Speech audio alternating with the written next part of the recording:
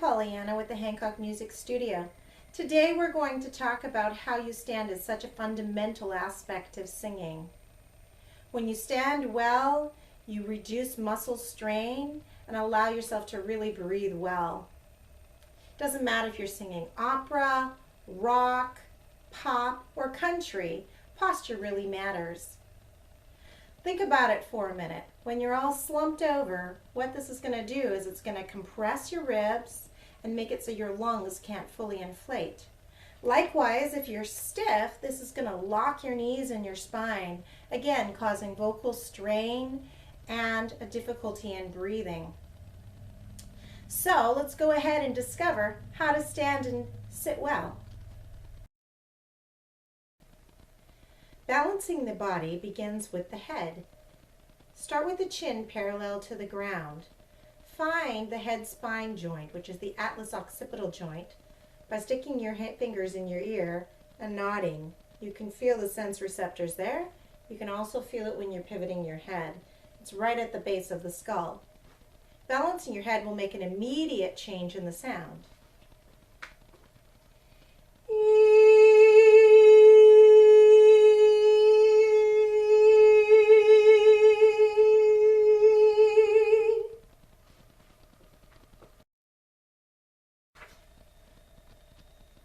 When you're breathing, you don't want your chest to rise on inhalation and lower on exhalation.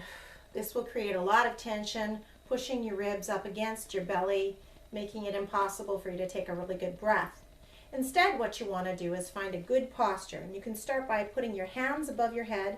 As you lower your hands, you'll find that your sternum is comfortably high, shoulders are comfortably wide, and that the floating ribs themselves feel like they're floating and free rather than kind of low and compressed against the abdomen.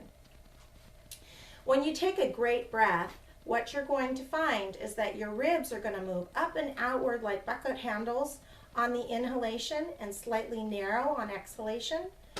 The abdomen, sides and back, likewise as the diaphragm lowers and pushes on the internal organs, it's going to push those organs out and downward, pushing outward on the belly, sides, and back. So it's going to go out on inhalation and slowly inward on exhalation. If you're doing this and you're still finding that you're really tight and not getting a good breath, first check your posture. Second of all, you may be taking in more breath than you need. If you stuff your lungs, you're going to end up with a really tight body. Say this mantra after me. Breathing is relaxation. Relaxation is breathing. Once you have your torso well balanced, you want to think about how it's balancing on the hips, the legs, and the feet. This is not real, I promise. It's a model of a spine. You'll notice that the curvature of the spine going into the hips is not straight like a broom, but there's a small curvature there. Ideally, what we want is for there not to be a huge curvature. If there is a huge curvature, you're going to end up locking your knees. You're going to end up compressing your spine and your ribs. This is not going to make a good breath. If you're tucking your tailbone, you'll also find that there's a compression of the ribs, and most likely you're going to walk with bent knees. You want loose knees, but bent knees are going to make sore legs after a while. Pay close attention to your knees.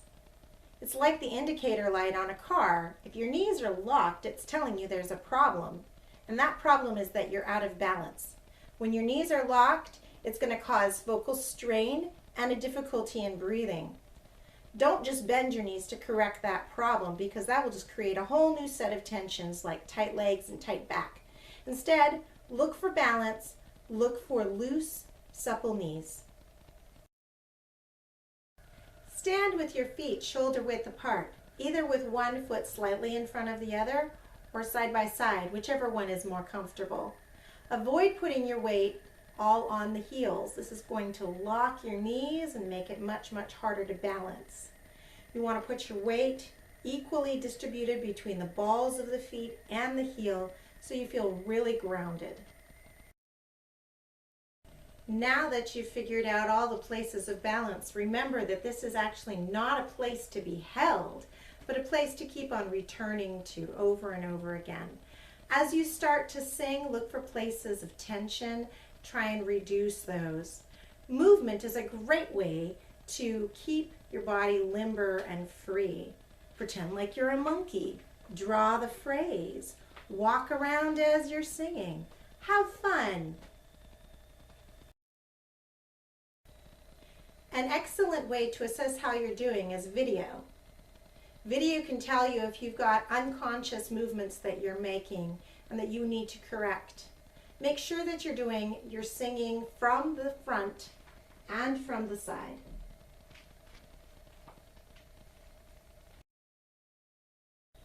How will you know when you're sitting, standing, and moving well? It's quite easy. Everything gets easier. You'll be able to hold longer phrases, you'll sing better in tune, you'll have less vocal strain. It just gets easier. Do you want more lessons and tips? Online lessons are available. Contact me at HancockMusicLessons.com or by clicking the link below. Be well and stay safe.